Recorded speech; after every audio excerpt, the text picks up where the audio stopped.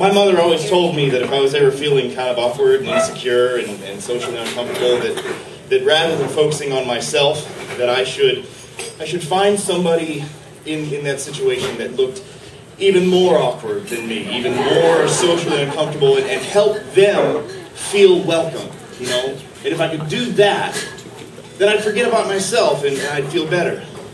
So, Nathan? Where's Nathan? He is? Okay. You, sir, I'm glad you're here. I have some gum. Do you want some gum? No, it's good gum, man. Here's some gum.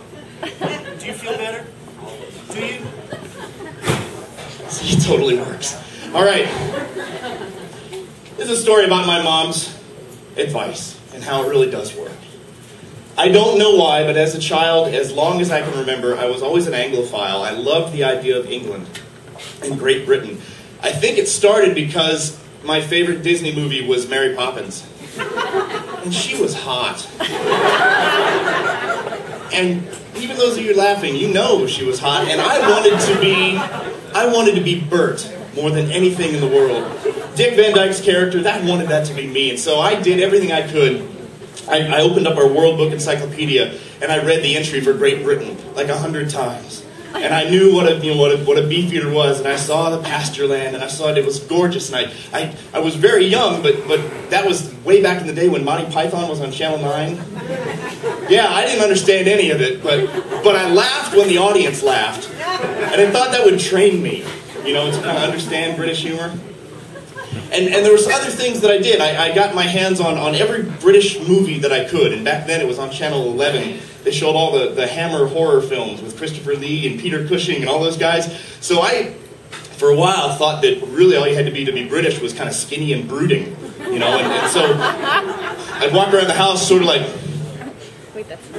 this, and my mom wondered. And then anything else I could do, anywhere I could find a British accent or an Irish accent or a Scottish accent, I'd just soak it in, just totally soak it in. And on my way to school, I would practice.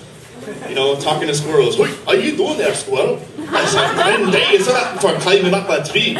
You know, just whatever I could do, just walking to school and looking like an idiot. But I wanted to go to Britain. I so wanted to go to Britain. When in high school, when other guys were carrying around, these little folded up, 8 folded pages that they stole from their brother's Playboy, and they'd look at them in algebra, like that. I had in my wallet an advertisement for British Airways I took out of a Time magazine, because the stewardess was really hot. She was like, she's just an English woman. It was just, that's what I wanted. I graduated from college with a degree in English literature, surprise, and education, and I had the opportunity then, after I graduated, to go with my school to England, to London for 3 weeks. It was not good. I thought I was going to be with my people. You know, I thought I would be enfolded in the bosom of the Emerald Isle, and this would be everything I'd look for. I had a dream that I'd go there for 3 weeks and somehow get mixed up and end on some English farm and working for some guy for oatmeal in the mornings, you know, and his daughter would fall in love with me, and I'd be there on the farm working. But here's what I found out. Rather than that, the places I went in London, there were no British people where I went. Because I was on the tourist track, you know. You go to Madame Tussauds, you don't hear English spoken. Every other language in the world, all around you, but not English. It didn't feel British. I expected, you know, chimney sweeps going by and all sorts, but nothing. And the problem was, too, that I told you I had graduated. And so, while everybody else during the day they were in class. They were taking classes and doing their coursework. I was by myself. Which before I went sounded grand. You know, wandering around London by yourself. What an adventure is that? That's awesome. But I was by myself. If you've ever gone sightseeing by yourself, there's very little more depressing than that. There really is. I would see something really cool and I'd think, It's really cool. And there are only so many times, you can try to work up that profound realization of here I am and there it is. And you can sort of get that orchestra swelling in your head, in your imagination, and kind of see yourself from the outside going. But it doesn't work past the first three things. And after it, that's it. And the people that were around me, like I said, were international tourists with me. And so I'd come up with some kind of clever little comment about something I saw, and I'd turn to somebody and they didn't speak my language. And I was alone.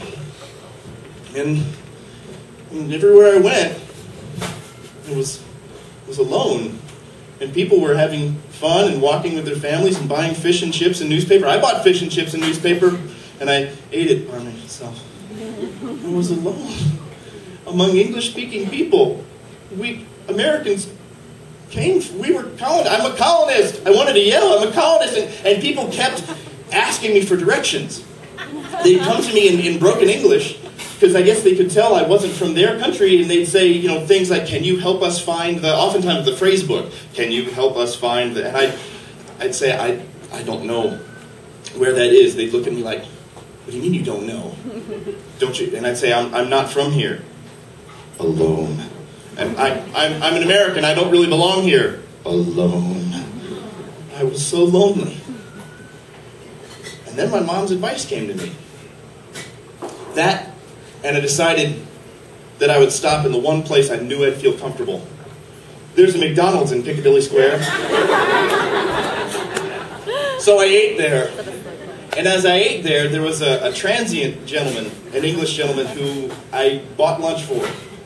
And he sat across from me, and in what I think was a Cockney accent, he told me about his life and growing up during the Blitz and going down into the tube tunnels and sleeping there overnight and all these war stories.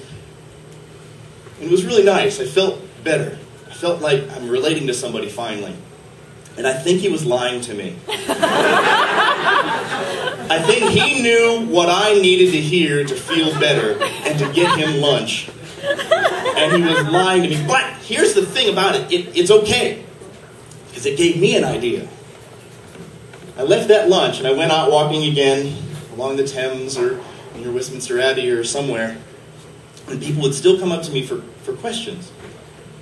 Can you help me find and they'd fill in the blank. And this time, instead of saying, no, I don't belong here, if I knew where they wanted to go,